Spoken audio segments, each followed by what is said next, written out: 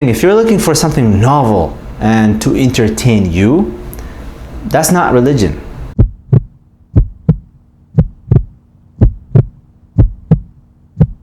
Assalamu alaikum. There was a comment on one of the recent Scattered Thoughts videos that I've had. I don't want to look into it now, but the comment says something to the effect of this topic has been addressed before, it's the same thing, it's getting boring, repetitive. And it got me thinking. I mean, I did, respond with a tongue-in-cheek response back as well, but it got me thinking seriously about the comment and what the implication from the comment is, and what it really stands for and what it means. And it actually has something to do with the platform, YouTube.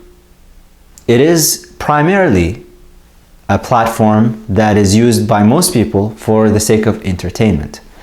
And for you to come back to a particular YouTube channel or to keep watching particular videos, what do you look for when you want to be entertained? You're looking for novelty. You're looking for the unexpected. You're looking for something that strikes you in a way that hasn't struck you before. The thing about religion, with religion, we're dealing with human beings. And as much as we like to think, and this culture likes to tell you that, hey, you're unique, you're special, you're unique like everybody else. We're not that unique. Religion deals with the one factor that is constant when it comes to human existence, which is our egos, our intellect, our paradoxes that we deal with, our desires, our hopes, our dreams and aspirations and fears, our anxieties, all of these things that relate to our existential state, us being in this world. We have progressed over the past, by leaps and bounds, especially over the past 100 years. I mean, we went to the frickin' moon and came back. That's how much progress we've had technologically. We've advanced scientifically. We like to think that we are becoming more, quote unquote, rational because we are a little bit more skeptical about things. But overall, the humans of today are the same humans of 500 years ago, and they're the same humans of 1500 years ago, and the same humans of 5,000 years ago. Still the same humans. We might dress a little bit differently, we might be a little bit healthier, we might live longer, but overall, we're still the same human beings. And so we deal with the same issues that people back then dealt with. We verbalize it differently, we express ourselves differently about it, a little bit, because of our context, our culture. But overall, we're still the same people. And so when it comes to religion, one thing about religion, because it deals with the same thing, if you're looking for something novel and to entertain you, that's not religion. You're looking for something else then. But if you're looking for something to challenge you, to confront you with your worst qualities, to offer you a recipe for you to improve your life from a spiritual standpoint, so that you understand your position in this world and what it's about. That's what religion is about. That's what Islam is about. I'll give you an analogy, maybe that will help kind of drive this point home. You can go to the gym and you can not have any plan at all. You can go to the gym every day and do something different every day. Today you can go and just dabble with all the different cardio machines. Tomorrow you can just go and dabble with the Olympic lifting sets. The next day you can pretend you're a bodybuilder and do some bodybuilding exercises. The day after that you can do some strongman stuff. What's going to end up happening over time is, yeah, you might get a little bit fit. You might feel a little bit of a change in your general fitness. But two things are going to happen for you. Number one, you might develop some injuries because this is not something that these are not patterns you're training to perfect. So chances are you're going to injure yourself at some point. And you're going to have some muscle imbalances because you haven't really developed a balanced routine. And secondly, you're not going to achieve anything significant beyond maybe improving your general state of fitness. If you want to achieve something in the gym, you have to pick a program and stick to it and go for it for a while before you see the results. You want to be a bodybuilder? you have to clean up your diet, and it's going to have to be boring to some extent because it's going to have a repetitive nature to it. And you're going to have to exercise in a particular way and do your weight training in a particular way to achieve the goal of bodybuilding. If you want to be a strong man, it's got its own set of exercises and its own particular diet. Same thing for Olympic lifting. If you want to be an ultra marathon runner, it's got your own program. You want to be an Ironman, you want to compete in Ironman competitions, there is a particular program that you have to engage in and train in, and food that you should take.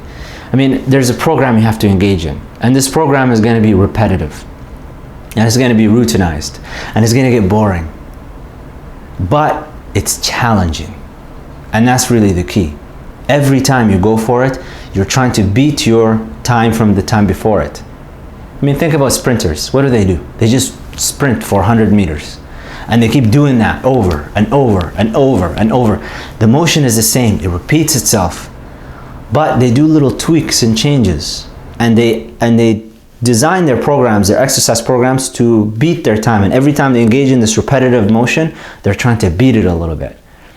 The same thing happens with religion. We're repeating the same thing because we're dealing with the same humans. And so some of the topics on these scattered thoughts, yeah, they might repeat themselves. Because maybe for some individuals, the way it was expressed before wasn't exactly the way that it resonated with them. So it gets expressed in a different way. But it's still the same topic because we're dealing with the same humans. I just wanted to give you some scattered, some scattered thoughts about this, because I don't want you to get the wrong idea about what religion is because of the platform that is being presented in, as in on YouTube. It's not exciting from that sense. And in fact, I'll just close off with this.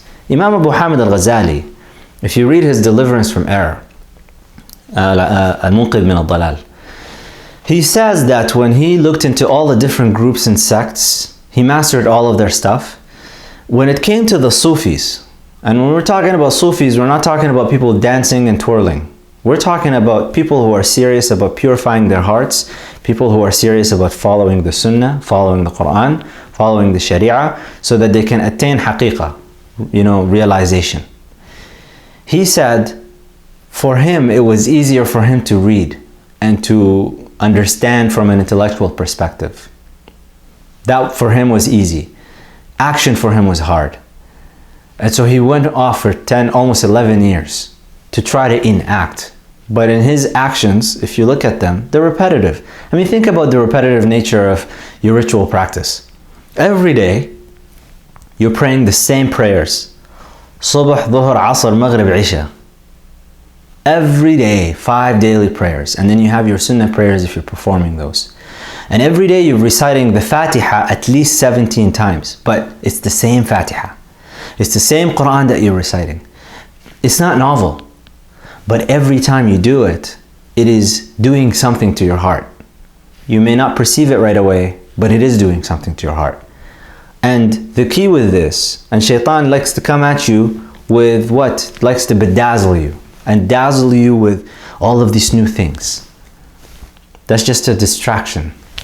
So, I don't know. I just thought I should offer you some reflections on that comment. It's an interesting comment to read because it says something about the general state of all of this. And some of you may be aware of that, some of you may not. I just thought I should put this out just so that everybody can benefit from it. And it's also a reminder to myself because, yeah, sometimes I do get bored. And I just have to check back and think about, okay, what is all of this really about? Actually, just before I finish, Jibreel alayhi salam, when Allah subhanahu wa ta'ala created heaven and hell, He sent Jibreel to heaven and He sent him to hell, and He said, just to show him. And hell was bedazzled. It had a lot of glittery stuff and a lot of very enticing, novel, exciting things to see. So Jibreel was worried. Is that where people are going to go now? Because they're going to be bedazzled by all of this? Whereas Jannah, Huffat bil makarih. It's things that you don't really like. Repetitive, monotonous activities that don't seem all that exciting at first. سبحانك اللهم وبحمدك أشهد أن لا إله إلا أنت أستغفرك وأتوب إليك.